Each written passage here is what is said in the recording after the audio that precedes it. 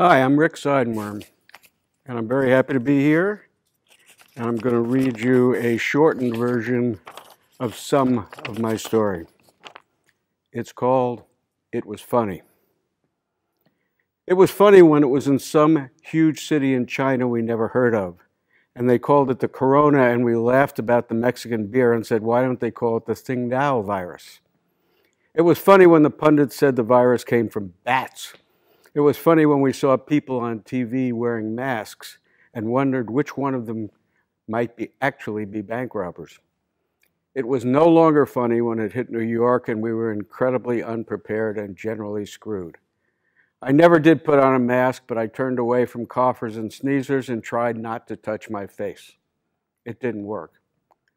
On St. Patty's Day, as I was downing my second pint of green beer at Gallagher Steakhouse, my fevers began. The bar was warm and crowded, and I was shivering and incredibly alone. I saw spirits and goblins without names. I embraced my beer, but it refused to make its way to my mouth, and instead crashed to the floor. I looked down, then crashed to that same floor, a shard of that broken tankard impaled in my cheek. I touched my face and saw in my hand the flowing blood, which seemed to have amoeba embedded inside. I passed out. Rick, talk a little bit about the tone of this piece, because it hooks you right from the start with the title and just kind of the way you get into your story about this pandemic. It's a tone that's not unusual for me. My writing guru used to tell me that I had too much voice and that I needed to back off on my voice.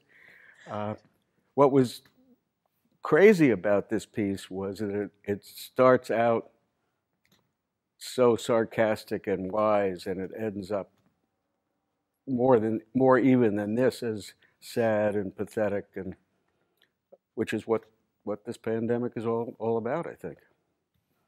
And what made you want, you said that this is kind of the voice you have, but why did you think that might be an appropriate way to write this particular piece? I guess to some degree I thought it sort of related to how I felt the pandemic. It started out being something that was far away and got a little closer, but not that close. And then all of a sudden it was here, and it's affected us ever since. Now, I understand you were or are an attorney. How do you go from that to being a writer? Did you feel, have you always been pulled towards writing? I was really good at writing nasty letters to people. I wanted to be a creative writer, but it never seemed like I had the time. And I was, let's see, I was in my 40s before I wrote my first short story, and after I wrote it, I hid it for 2 years. But there was a period while I was still practicing where I was taking a day off a week to try to write stuff. And when this Decameron project came up, did you write the story specifically for this, or was this an idea you'd been kicking around beforehand? I saw the folder, and I said, maybe I should participate in this. And I've been going through a not writing period, thinking about writing but not writing. So this was kind of an excuse to write something. And it actually came very quickly, partly because there was a deadline to submit it, which wasn't that far away. I read it now, and I'm still editing it in my head, but it is what it is, and I think it's powerful. And what is the writing process like for you? Is this something that you feel is kind of cathartic, and has that writing process changed during the pandemic? Is it something that helps you through the pandemic?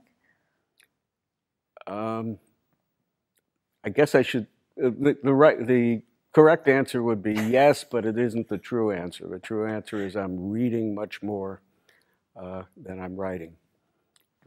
and doing a lot of other strange things that are pretty wonderful. Well, for some people, the pandemic, I think, is allowing time to be more reflective. So maybe you're just storing up ideas to write about later. Yeah. I did last year in October published my first book of short stories. Oh, congratulations. And that was really exciting and felt very gutsy to me. Well, and then how does it feel to be a part of this project where there's going to be a lot of different voices collected together to kind of comment on the pandemic? How does that feel to be part of this kind of collective? I think that part is really exciting. And I think I've read a few of the other stories. I don't know which, other than mine, got to the finals. But there are 2 or 3 that I've read that are very powerful.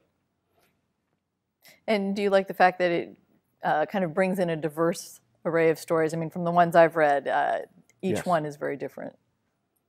One of the funny things I discovered when I saw the list of the 100 finalists was that there were 2 people on that list that I knew, and they were both Filipino women. I don't know what to do with that other than to think maybe I'm a Filipino woman. And has this inspired you to maybe write a little bit more during the pandemic? You said you've been reading, but has having put this together and produced this inspired you in any way? Yes, I need to get back to writing. I have part of the core of volume 2 of my stories, and I need to get back to it. And this project is playing off of the Decameron from centuries ago, where people were dealing with a different kind of plague and a different kind of pandemic. And how does that kind of historical connection feel to you? It feels very real. I have to confess I have not yet read the Decameron, but I think I need to. It would be really interesting to compare it with the results of this competition. Well, I'm just wondering if you think that seeing the writing or knowing that people wrote about surviving a pandemic before somehow gives you this sense that, yeah, we can make it through too. Yes, I think that's the easy answer. It's a brilliant project. I don't know who thought it up, but it's really a good project. I guess Boccaccio thought it up. Well, I want to thank you very much for talking about your work. Thank you so much. Great to see you.